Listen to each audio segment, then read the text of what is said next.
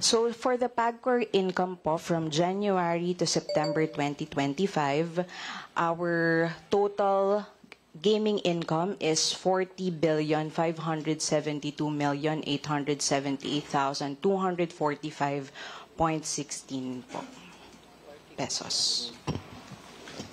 And by the end of the year, what is your expected revenue target?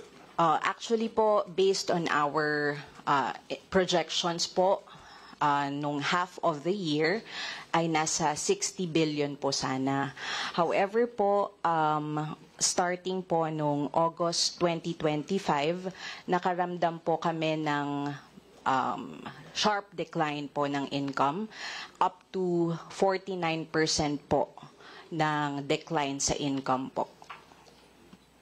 So, we are expecting po na baka po bumaba ang kikitain po namin by the end of 2025 as compared po sa projected namin na 60 billion po.